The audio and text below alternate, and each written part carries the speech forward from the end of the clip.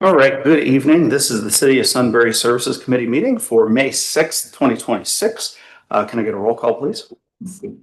Mr. Capel? Here. Mrs. Crawford is absent. Mr. Ghost? Mr. Grumney? Here. Mayor St. John is absent. Three present, we have quorum.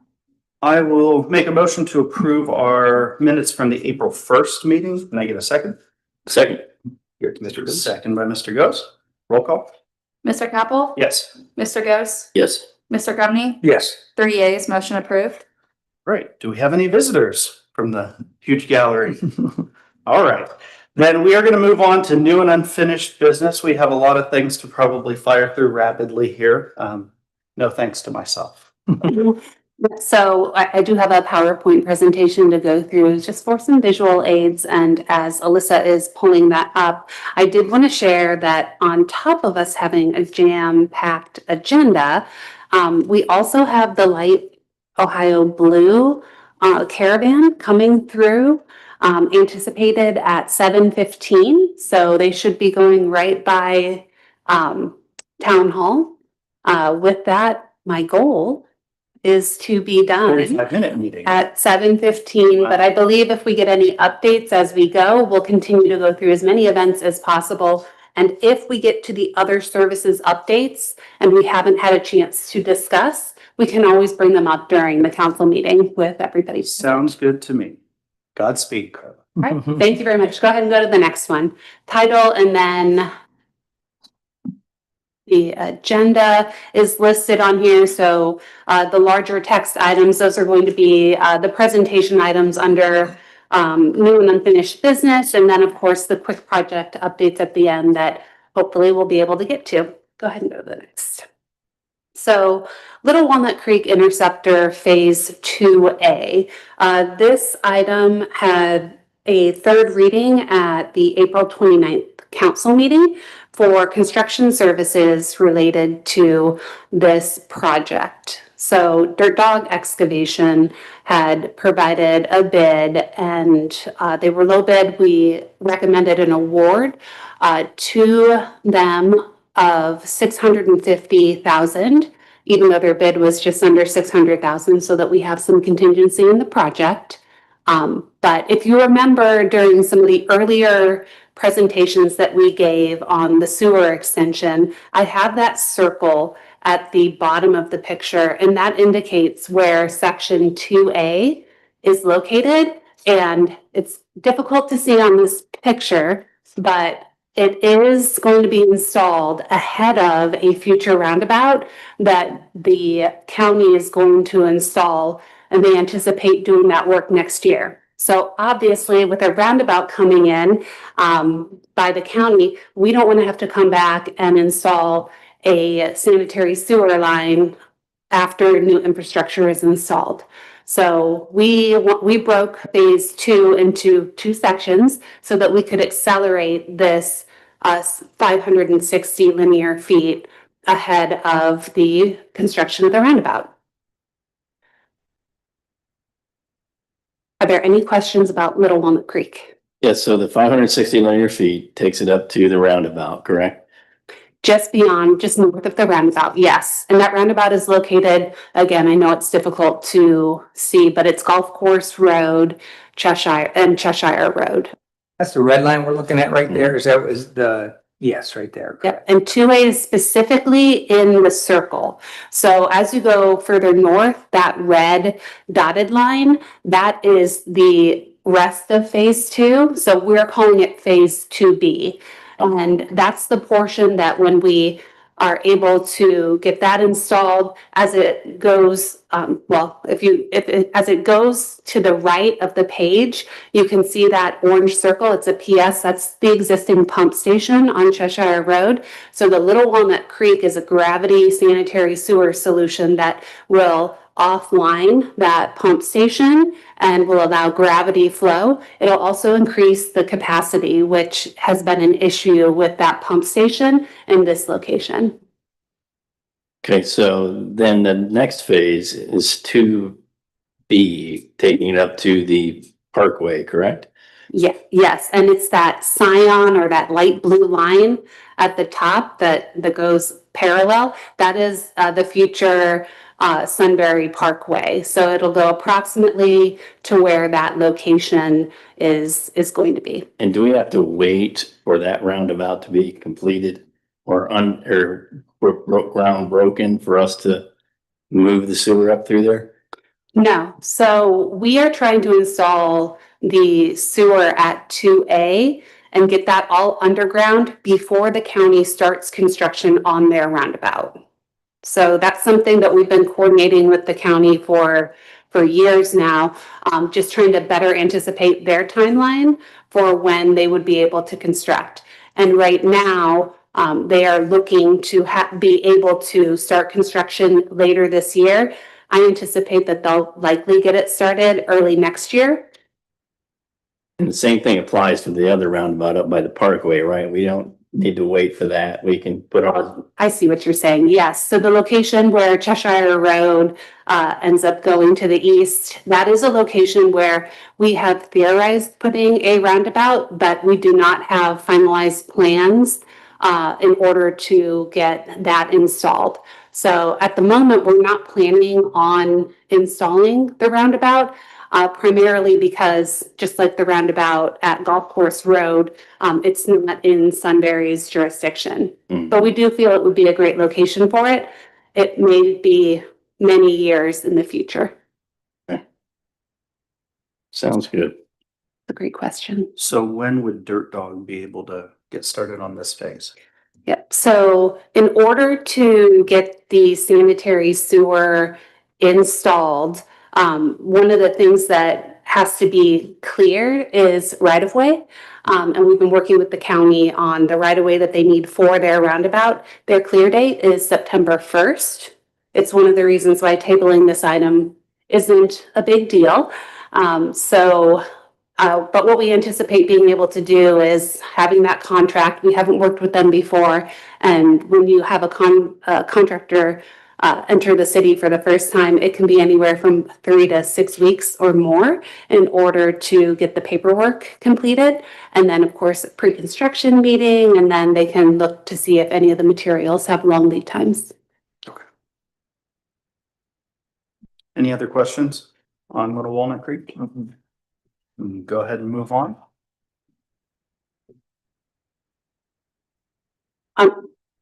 I did mention that Little Walnut Creek, I'm hoping to have it approved with $650,000 Yeah. so that we have 10% contingency. That's something that I think may need a little bit of discussion or may need to be stated during the council meeting. Okay. GIS services. So I pulled in a couple of images here, and then I also shared some of the information from the contract itself. So the city of Sunbury does not have a GIS specialist or employee on staff. Some municipalities do, some do not. And then, of course, there are some people that are very interested in GIS and some of the data that it can present and tell a story for the city. I'm a big proponent of GIS. My previous employer had a great system that I was able to utilize, share with the public, and also share with contractors related to right-of-way permits so that we could share where underground assets were. So at the last council meeting, that was really what I shared. I'm excited to get information about some of the city's underground assets, but there's so much more that can be done with GIS. So if you look in the upper left corner, this contract, because we are trying to scrub and refresh our existing GIS data, involves the tasks in the upper left corner as this year's priority projects. The cemetery viewer. So at the end of last year, mapped out, we had a smaller contract around $5,000. They started to overlay our cemetery. Eventually, we'd like to have that public facing, it interactive, so you can select locations and get information from our website on it, but also search, if you're interested in looking to see what locations are available. So that's something we're hopeful with this contract we can finalize and deliver this year.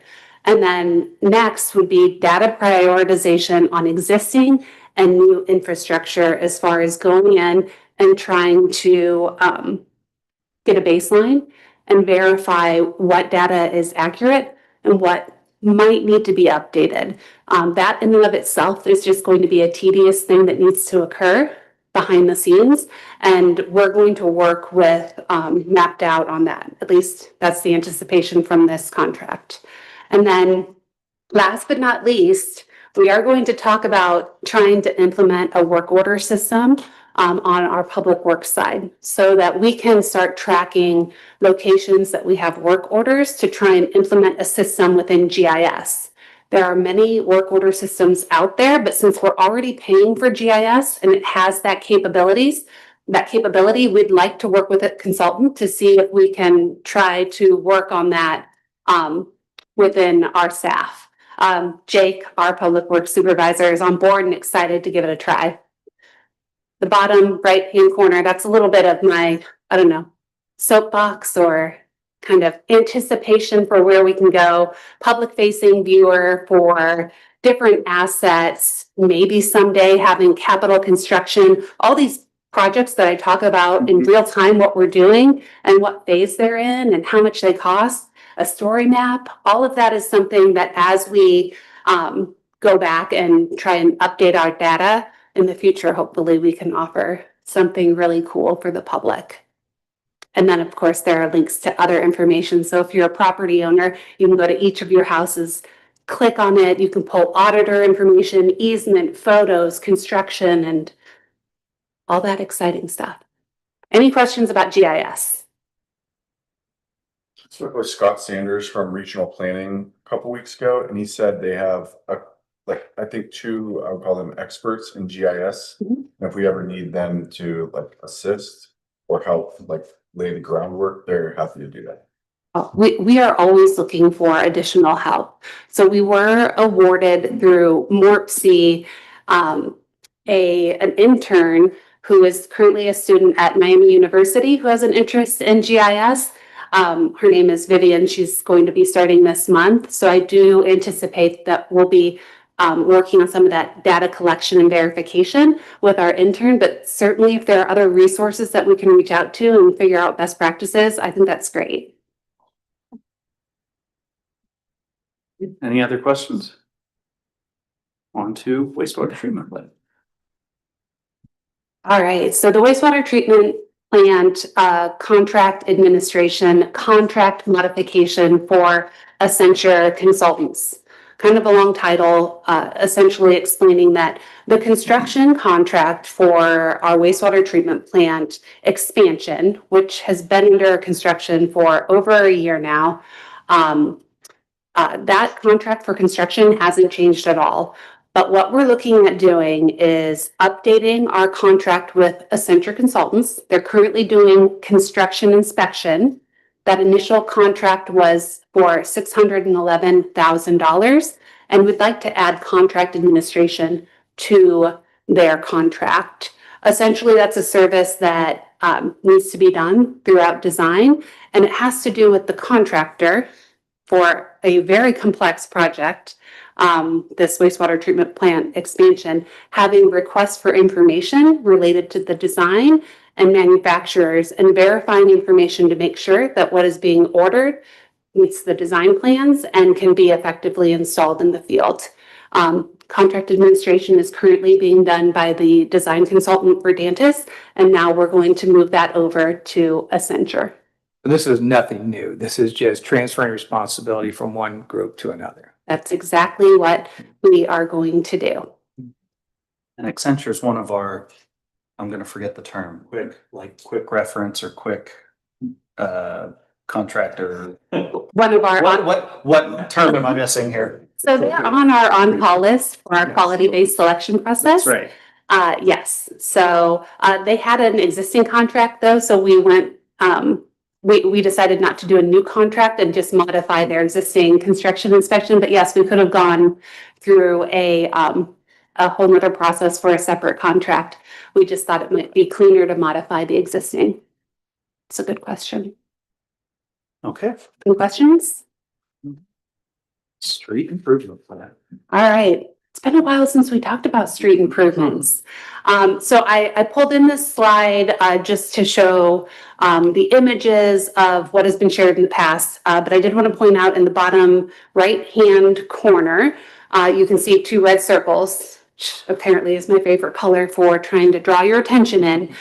Those lines were indicated in yellow before because those were the locations of alternate streets that we wanted to bid out and give recommendations on whether or not we should move forward with doing the construction this year or potentially moving it to next year's construction season. And we make that decision on a few different factors, but primarily on, what's the condition of the road and is it the best of the worst of how we've prioritized our street ratings.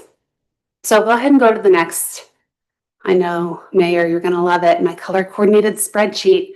Can I mention something? Sure. This is on record because I think I wasn't at the last meeting, but I think there was a question that came up about like street improvement program and like what it is. In layman's terms, this is us resurfacing the roads, rejuvenating the roads, adding life to the roads. This isn't us building new roads. I Yes. just want to be very clear, like on record that the street improvement program is just that you're improving the status of your streets. Yes, this is all a management program for existing pavement within the city. That is absolutely right. So we've got the resurfacing, South Vernon Street, the portion from Granville to the south before it goes around the curb. We are going to do full depth reconstruction. So essentially, instead of just resurfacing, we're going to go a little bit deeper and replace some of the curbs and sidewalks that would need to be updated in order to do the full depth replacement.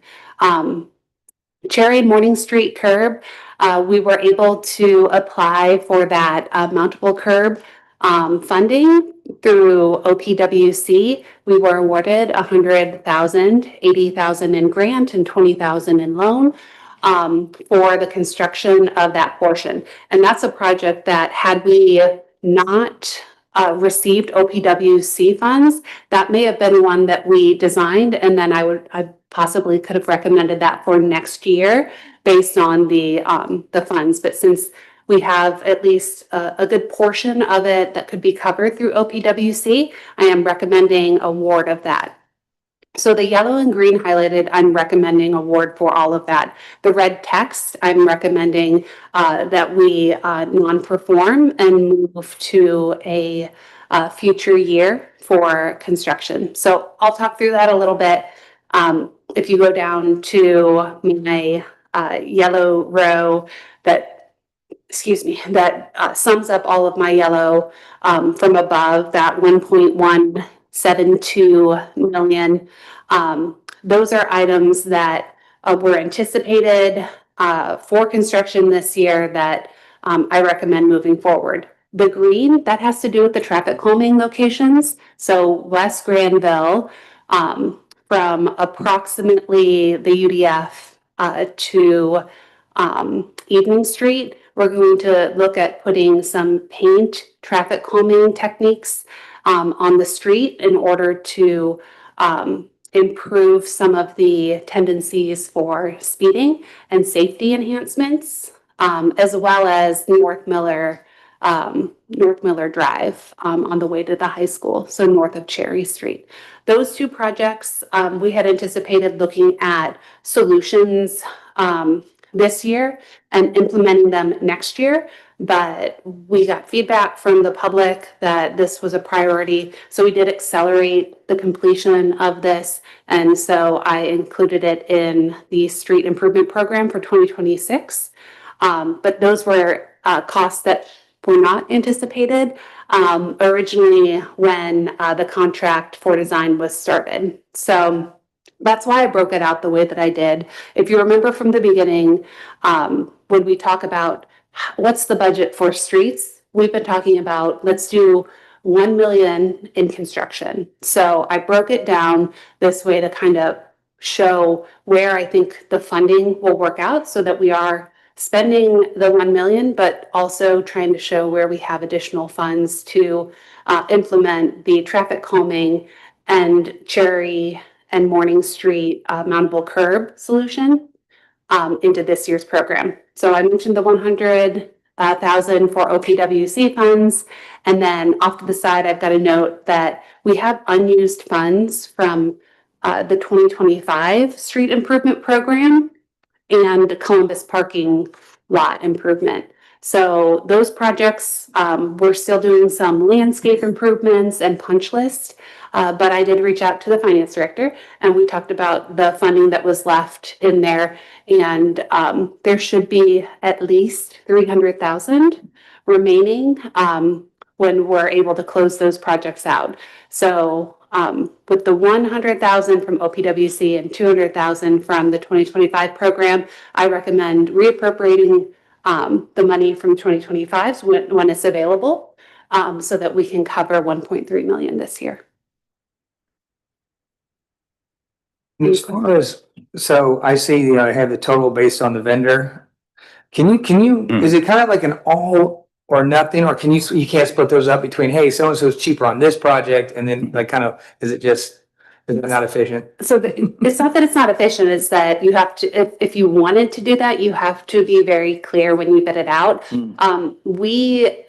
We're going for an all or none, Yeah. an overall low bid recommendation of what we recommend for award. So with that said, the reason we can't just break it up is because oftentimes as they look at the work, they'll charge you for mobilization, but it'll be mobilization for maybe multiple projects instead of mobilizing for every single line item on here. So you do benefit from quantities, which should reflect in the bid.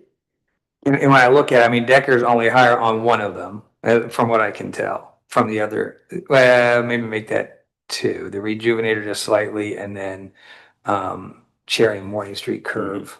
Yes. But yeah, total definitely a lower. Yeah, and it's a good sign. Decker and Strasser are very close in their bids overall, so that's an indication of good bids, and they came in lower than our engineer anticipated based on average bids in the area. I think the reappropriating from the previous year makes a lot of sense too, because we've got a couple noteworthy things going on this year, namely that South Vernon Street repair. So it makes a lot of sense. Are we going to have to enact legislation? Yeah, I for was gonna that? say, we'll probably do that as part of the budget revision. Yeah. Yep. Yeah, so at the finance committee meeting later this month, we'll come back with a proposed budget revision that includes that item. The only other note I would make is, so South Vernon Curve is listed as non-performance, but again, we know that there's a outstanding settlement agreement that may require us to do that. So we're following that pretty closely. If we anticipate that changes, the timeline on that changes and needs to be included, we'll certainly be back in touch there. Although I will say, the cost of this curve replacement has gone down since the last couple of times we bid this out. So as an alternate. I believe it was 30 to 35,000 last time. Yeah. So go figure. That doesn't happen very often. It does not. Right. Any other questions on street improvement? Move on to sidewalks. Sidewalk assessments and design contracts. So I haven't talked a lot about this project specifically at our services meeting, other than a real quick note when I did a 2026 look ahead stating that, oh, we want to look at doing an assessment of city-owned sidewalks. So that's what this contract is. In the budget, we did discuss looking at the city-owned properties and looking for ADA compliance and trip hazards. So essentially, the city-owned sidewalk assets are included in this contract with the exception of citywide curb ramps. So what we did was we focused on properties owned by the city, either parks, the cemetery, the square, municipal building, some of the sidewalk along J.R. Smith, and then sidewalk close to our Public Works Center off Sedgwick. So these locations that are owned by the city just to make sure we understand our assets. We're going to do the evaluation, and then when we have the recommendations, we'd like to bid it out, and we have money in the budget for this year. Assuming we can get those recommendations done, it would be a potential contract that would come back hopefully before the weather turns so that we could get it constructed this year. Otherwise, that would be something I'd be coming back for in the spring. And maybe just a little history here. So, the intern a couple of years ago had done a sidewalk assessment on some level. I think that was part of the documentation that we gave to the contractor. So maybe just a little bit about. Yep, absolutely. So, in fact, I believe it was one of my first weeks on the job. Grant, our intern, provided an assessment for his summer internship of all the sidewalks in the city. It included trip hazards, sidewalk gaps, brings up the condition of some of the sidewalks, and this is citywide. Really great information. He also did some cost estimates that had some big numbers in them for what it could take in order to bring sidewalks community-wide, up to maybe compliance and improve overall in the city. The reason we're going after the city property ones are because we know those ones need to be funded by the city. So as we continue to work on looking at sidewalks throughout the city, we wanted to make sure all of the city's sidewalks are compliant, so that as we look at a policy and we come to a location where it's residential or it's a good fit for a sidewalk improvement, we can talk through the best mechanism and practice for getting that sidewalk built and paid for. Yeah, the other thing I would add is the Streetscape Committee, which we had, maybe a year or so ago. One of the recommendations there was really about kind of dealing with these sidewalks, particularly around the square where they lead out into the road, but they don't necessarily have an accessible. There's no curb ramp. Yeah. Essentially, it's you step right off the curb, and those are typically not compliant. So we're looking for solutions there. Yep. And a side note there, are we ever going to reconvene the Streetscapes Committee? Because I feel like we got an idea for a really great parking lot over here, and then that was kind of it. That's why I pointed this out. See, there are many other things that the Streetscapes Committee has done and offered up. Okay. Bringing some projects that have streetscape components to this services committee. So I believe streetscapes may be folded into your committee inadvertently, Yeah. which is why it's so long. It used to be 2, and now To unfold some things. Okay. Okay. Thank you. We've got traffic services then. traffic services. Another contract, especially as the city hired their first in-house engineer, me, and they're not using consulting services for every project, especially the same consultants. This is an opportunity for us to reach out, follow our quality-based selection process, and get consultants, new sets of eyes, experienced sets of eyes on our city to provide services. So in the traffic services contract, I wanted to bring up a couple of the key components that we identify, and then also mention some of the services that could be requested as part of that contract. So I'll start with the picture. Oh, looks like I went with a yellow circle on this one instead of red. But this is showing you the location, and it is difficult to see on here. But this is where there is a black line indicating the alignment for the Sunbury Parkway. And that's right where that arrow points to. As you go down Four Winds Drive, which is the road, if you're not familiar, by Cracker Barrel and White Castle, as you go south, Four Winds Drive will extend down. That work is being completed and constructed by Wilcox Community as part of their Woodland Lakes development, but their project ends 300 feet away from the Sunbury Parkway.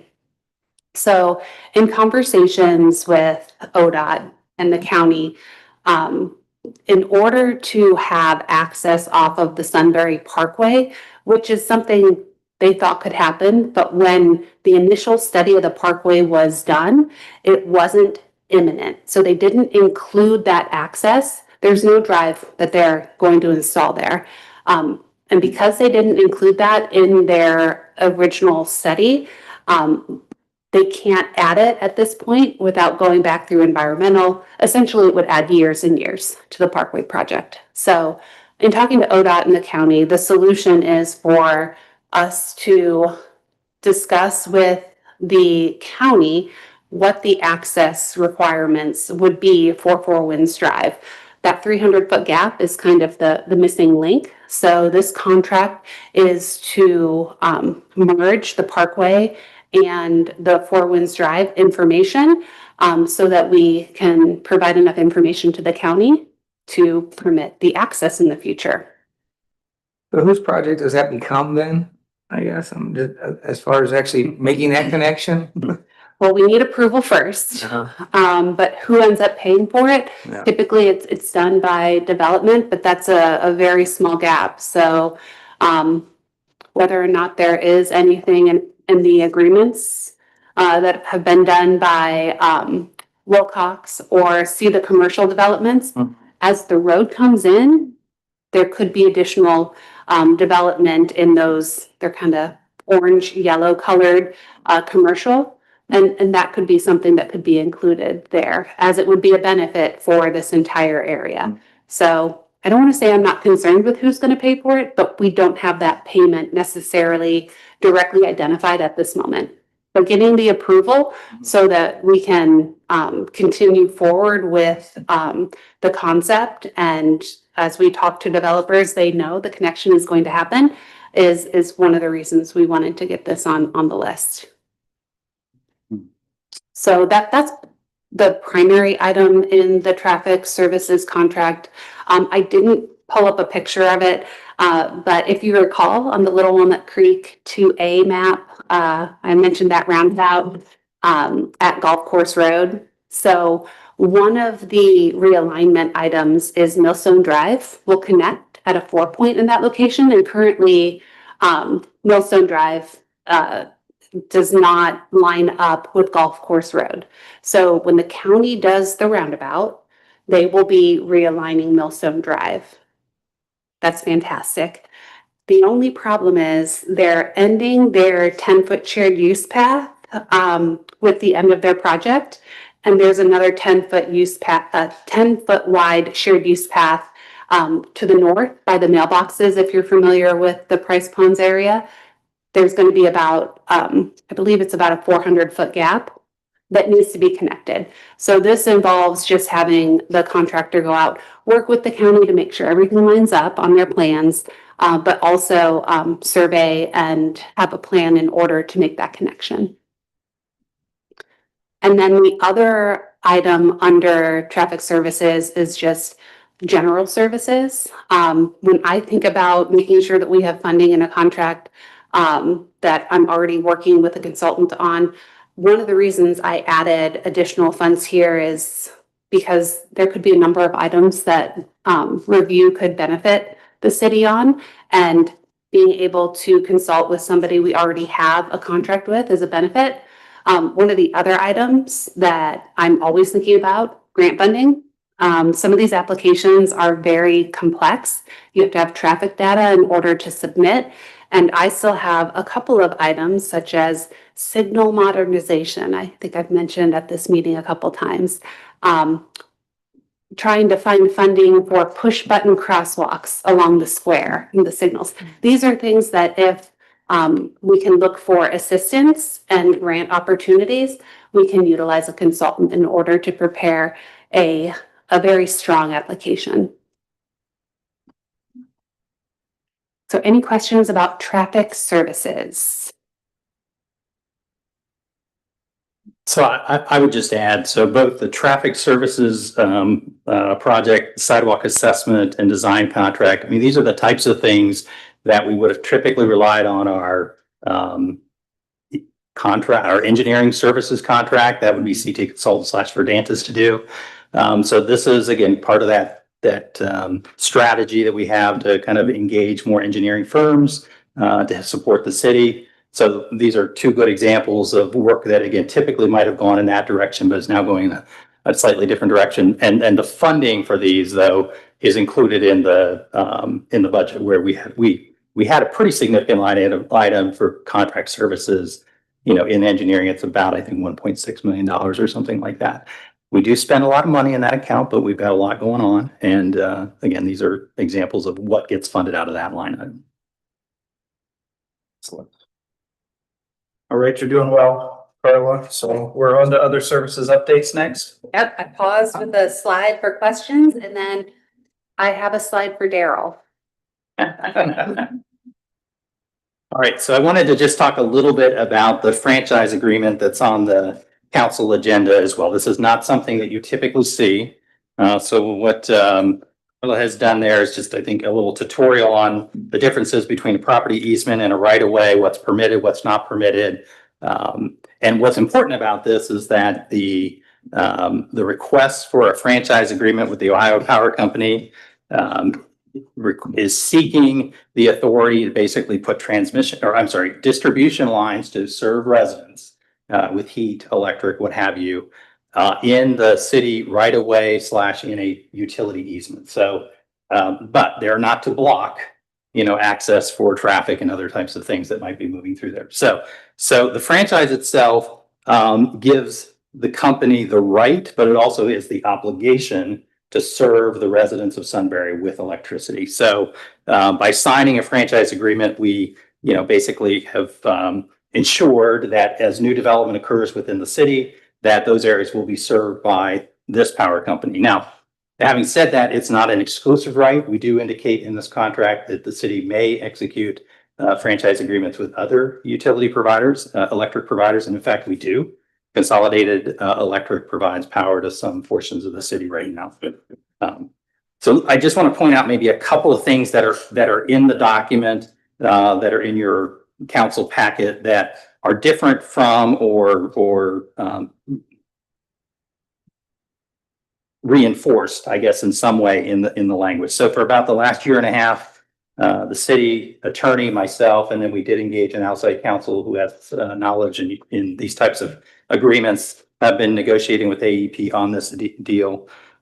So one of the things that we've added is, so as they add lines, appliances, appurtenances, as they say, we've added language that it says it all must be in accordance with applicable city ordinances, regulations, or permits. So before, it basically didn't, it was implied that it had to be consistent with those permits, but it wasn't clearly stated. And so we've added language that states that type of thing. And the permitting process essentially is our right-of-way permitting process that Carla operates. It is a 25-year, as she noted up there, is a 25-year franchise agreement. They were seeking a 50-year franchise agreement, and we just felt like that was too long. A lot of changes in 25 years. But it does include a provision that allows an opt-out after 5 years if we chose to do so. So there is some flexibility there in terms of, whether, again, if the electric market changes in a significant way, the city has a little bit more flexibility. Shall not be construed to be exclusive. As I indicated, the rights privileges of the agreement itself are not construed to be exclusive. And the city council of Sunbury hereby reserves the power to grant franchises to other made to other firms or corporations. So that's clearly stated in the document.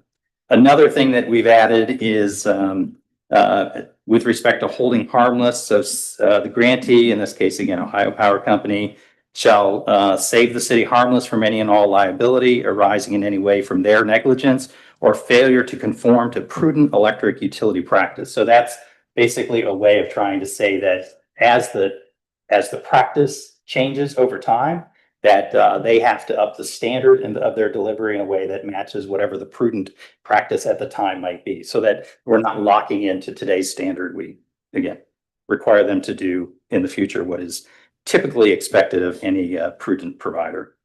And the final thing I would note is this, that I know we've had some issues with respect to AEPs. And so AEP is the Ohio Power Company is AEP. I should have mentioned that early on.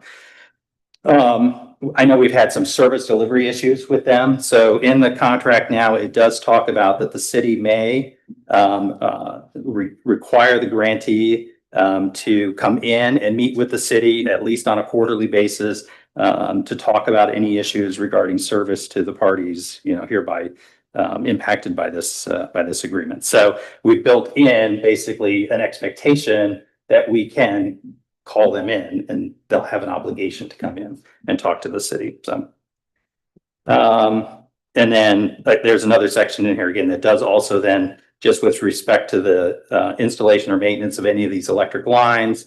Again, they shall comply with all existing requirements and applicable provisions of the city's ordinances, regulations, or permits. So it's in there a couple of times. Again, those were provisions that were not in the old agreement, will be in the new agreement. So we got it on as a second reading, I think, tonight.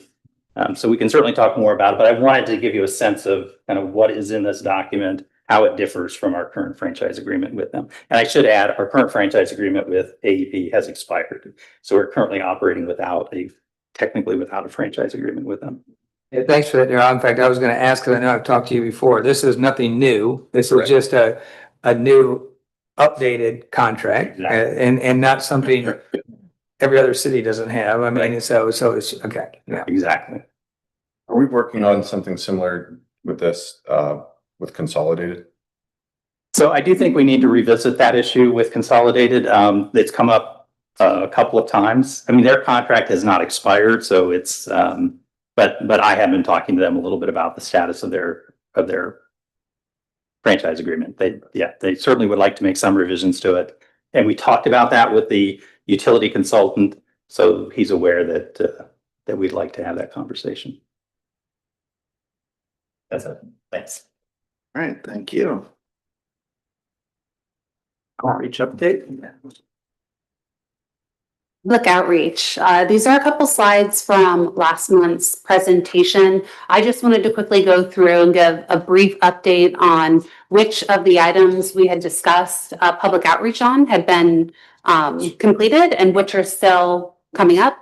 So between now and last month, we actually did the public outreach for the Cheshire Ditch sewer lining project, and it's completed. So very exciting. So they received some frequently asked questions from me, all of the homeowners that had the sanitary sewer lined that their private laterals connected to. Only a couple questions, but I think people were excited to get some notifications ahead of time. The South Vernon Street reconstruction, with the contract for the 2026 street improvement program going through council right now. The next step will be to have a pre-construction meeting with the contractor. With the pre-construction meeting, that's when we'll get a schedule. That is what I'm waiting on in order to do some of the outreach to South Vernon Street, because I can share information about the project and I'm sure that enjoy that. But the number one question will be, when is it happening? When is it going to affect my driveway, my sidewalk? So once we have the contractor on board and I have the schedule, I will update a similar list of frequently asked questions and give it to all the residents that will have their street reconstructed, especially since I mentioned they'll get all new curbs and then connection for their driveway and then any adjacent sidewalks that need to be replaced. And then the East Granville Street widening project, I'm still working on updating this frequently asked questions. Right now, if you go to the city's website under the development tab, there is a link for our East Granville Street widening project. It's a requirement for our federal funding, and we do have an initial set of frequently asked questions and some of the public outreach that was done as part of the open house process. The next open house for this meeting will be when we get a contractor on board. Again, the East Granville Street widening project isn't slated for construction until the third quarter of 2027 in alignment with when we'll have funding available. So I do anticipate getting some updated frequently asked questions. I'm working through some of the conversations with what we anticipate the maintenance of traffic to be, which was an item we discussed last month. Go ahead and go to the next. Here's another piece that I just did some public outreach on today. As part of that street improvement program and traffic calming project, one of the items that I mentioned last month is that outreach to the schools would need to occur related to particularly the North Miller Drive traffic calming, which will be painted chicanes and some intersection left turn lanes so that we can narrow some of the traffic down to slow the condition of drivers in that area. So today, I did reach out to the principal, Miss Carter, Principal Carter, and she did respond back, letting me know she received the information about the project. But essentially, once we get a contractor on board, we'll have a better idea when the paint will occur. But in order to simulate what the paint will do for drivers, we'd like to see it in action before the school is out of session.